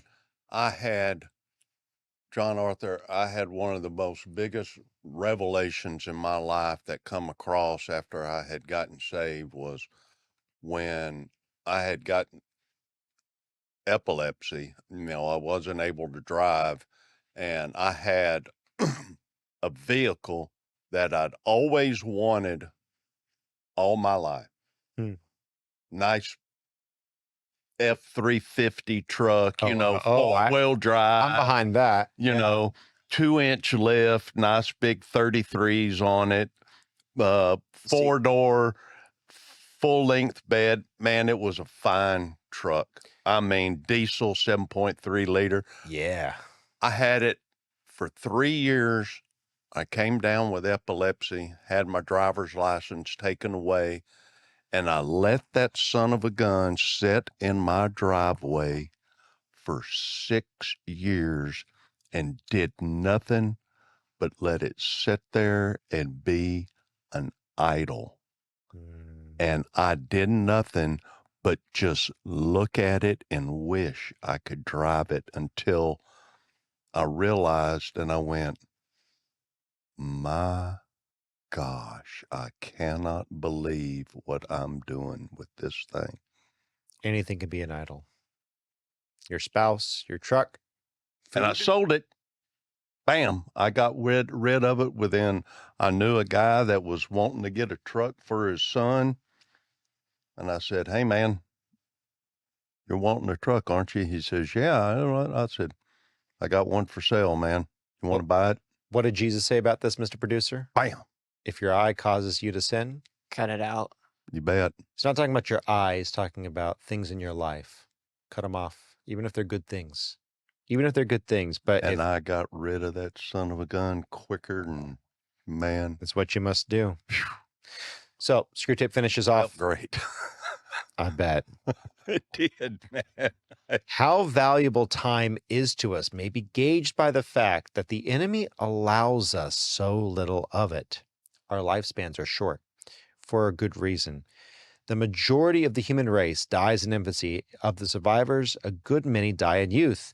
It is obvious that to him, human birth is important chiefly as a qualification for human death, and the death solely as the gate to that other kind of life. We are allowed to work only on a selected minority of the race. For what humans call a normal life is the exception. Apparently, he wants some, but only a very few of the human animals with which he is peopling heaven to have the experience of resisting us through an early life of 60 or 70 years, earthly life. Well, there is our opportunity. The smaller it is, the better we must use it. Whatever you do, keep your patient as safe as you possibly can. Your affectionate uncle, Screwtape. Your life is not inherently better when you are more prosperous, more safe, or more well. And if you talk to anyone who has served, a lot of men think about the good old days. They think about the horrors of war, but they also enjoy the camaraderie. I think one of the things that Lewis is bringing out here is there are many, many people who do not get to live long on this earth. If you want to talk about the horrors of men, look at the horrors of women who've aborted more children in the last century than many, many, many, if not all of the wars committed by men over the time of the human race. So you want to talk about the horrors and evil. Those children never had a chance. It's really interesting that we're doing 1 million children a year being aborted. That's so sad. These kids never get to see. So there is a place for them in heaven.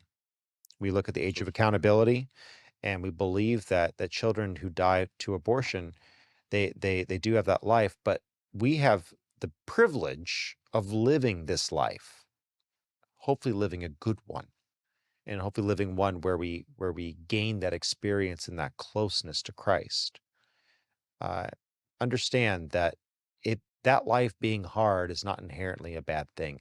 70, 90, 100 years is not a long time to live when you consider the grand scheme of eternity.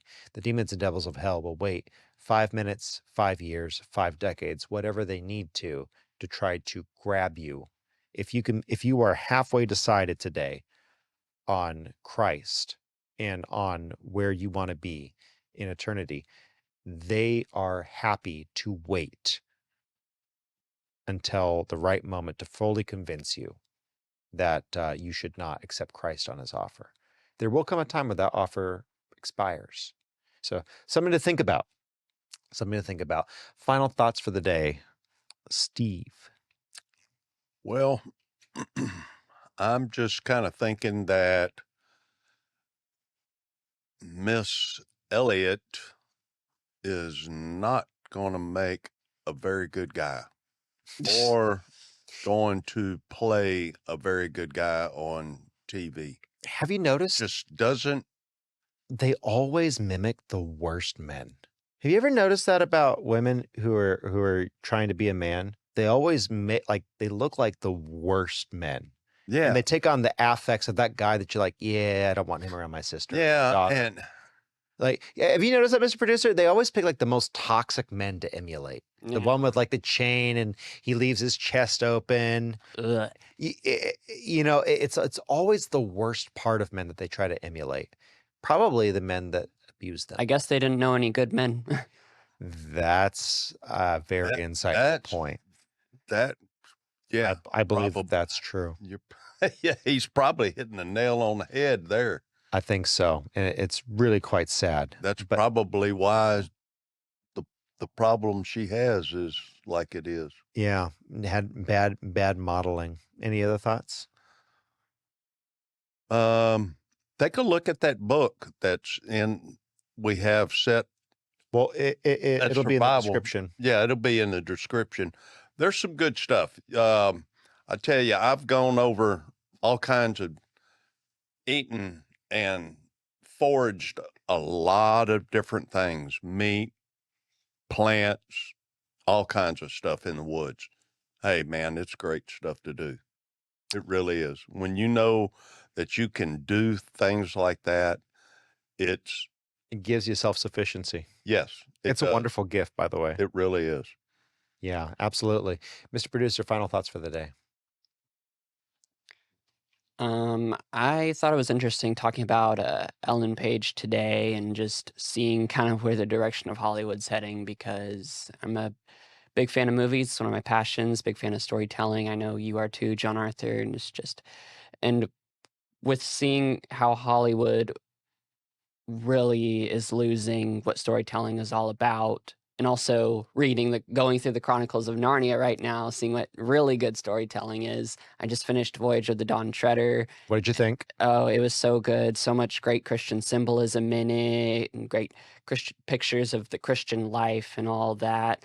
And just how far we're getting away from what good storytelling is. And like how I talked about earlier, like we need more films like Twisters, The Sheep Detectives, clean, wholesome, family-friendly fun, no agenda, just trying Fun. to entertain, tell a good story, good messaging. Yeah. Yeah. Yeah, I totally. Very sad that we are straying further every day from good storytelling. Yep. Yep. And that was the original reason for the name of the podcast. Every day we stray further from God's light. We stray further every day. That is unfortunately a reality we see in the current world. So someone Dearman says the remake for Jesus Christ Superstar is going to be a black lesbian. I believe it's Cynthia Erivo. Oh gosh. Which again, oh gosh. Man, jeez. And so why does that matter? I think that's what we'll kind of close on today. Why does it matter? Why do Christians, are we just being curmudgeons? Are we just... Why does historical accuracy matter? Yeah, I'm with you, dude. How much sleep did you get? No, but historical accuracy matters, but also because truth matters. Exactly. And it's the reason why, look, Jesus wasn't white. He also wasn't black. He probably was right in the middle, quite eloquently and beautifully. He was probably right in the middle of the palette of humans. He was probably a light-toned brown, dusky, probably darker brown than me. What you'd see in a Jew from Israel, like one of the Iberians. I know Ashkenazi Jews aren't necessarily as pure-blooded as Iberians and some of the other extractions. Come at me, bro. I understand. Got it. But no, probably look like one of the Iberian Jews that you'll see in Israel today. Yeah. So with that said, Jesus was not black. Why does that matter? It wouldn't matter to me if they weren't trying to make a statement. And you look at all of these different groups, there's always something else. Jesus was black and we're the real Israelites, and we have a different ideology. And because we have the true gnosis, we have this knowledge, this hidden knowledge that's been hidden away, we're going to make other truth claims about the Bible. That's what comes in with the Black Hebrew Israelites. Why do we care about Ellen Page playing Achilles? You can't normalize what happened to Ellen Page. I'll reiterate what Jordan Peterson said in that one clip. 19,000 kids went through this one clinic. 1,000 of them were attached to one lawsuit. That is a human tragedy, travesty. That is evil. Yes. That is an evil thing that they did that to all these young women. We cannot allow that to continue. And we do live in a peaceful society where everything is nice and everything is neat and beautiful. We live in this space where we're lulled into a false sense of security. And that's right where the demons and devils of hell, that's where Screw Tape wants you. That's where Wormwood does his best work. Correct. And we have to remember, this is not a good place to be in as a society. We have to push back against that. We have to say, no, that is ridiculous. That is mockable and laughable. We want to do so with love to the person, with absolute disdain to the idea. With that said, you have a wonderful week. We love you so much. We got nothing else for you. You have a safe and blessed time, and happy Rededication Day for America.